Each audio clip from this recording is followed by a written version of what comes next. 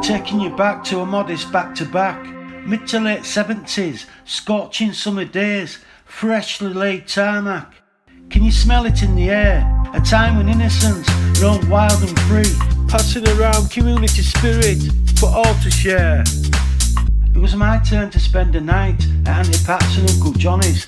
I remember lapping my balls off to Dick Emery, switching over from the two Ronnies. Wait a second, I'm sure Benny Hill's on. Back then, kids from our era only had 3 channels to choose from. Posters of George Best, Man U team on little Johnny's bedroom wall. Later on, he converted to Leeds when he heard his heart call. Listening to Apache blasting out from his lofty attic speaker, putting 50 pence in the cold dark cellar lecky meter, fries me chocolate bars, gifts from little Lottie, kindest next door neighbour by a far. Picking out a quarter of tub sweets, purchased from Ted Garrett's musky but magical corner shop. Earlier that day, helping on his paper round, that bag weighed a ton, up and down the Wharfdales, sweat dripping non-stop. Farting into empty crisp packets, rattle and shaker, storing them away, squatting them somewhere safe, so we could smell them there. Playing board games, Kaplunk, Buckaroo, kept us entertained for hours on end, flicking through the pages of Beano, excited to catch up with Dennis the Menace, cause he was our best friend. Gulping on big bottles of Tizer, washing down mouthfuls of cheese and onion, KP, Golden Wonder, staring at the gorgeous woman in the picture frame, playing stick tennis, grandstand console was the latest game. After Star Wars broke out, pinball machines were abandoned. Space Invaders just took over with heavy, advanced technological clout. Above the fireplace, behold, Blondie in the living room mirror. Great times for an absolute beginner.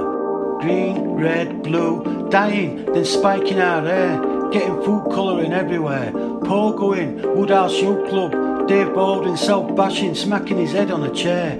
Adamant painted on white nose stripes, Saturday Tiffany's showing off, girls, scrapes and puppy fights.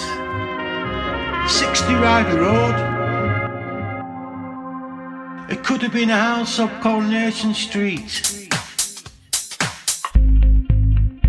Sleeping over at 60 Ryder Road. For me, it was always a special treat. 60 Ryder Road.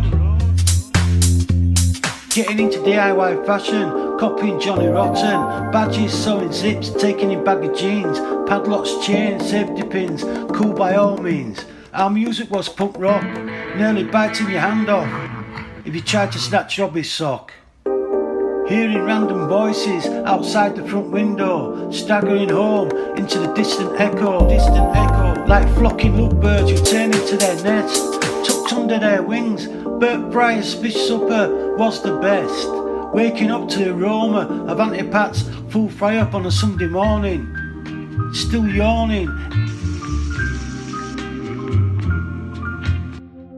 Every time I stayed, no moment was ever dull. Scanning my breakfast down, I always went back home with a cheeky smile on my face, busting a bellyful.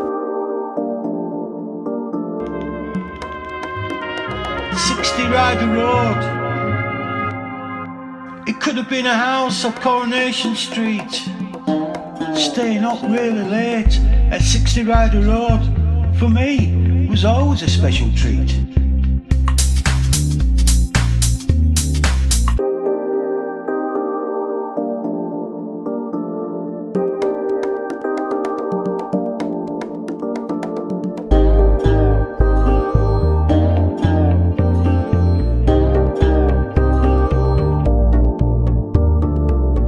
Ryder Road.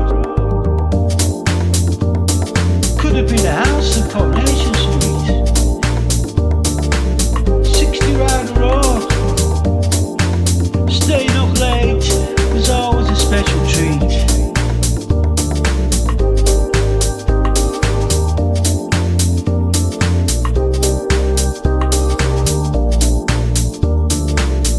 Great times, amazing days, fondest memories.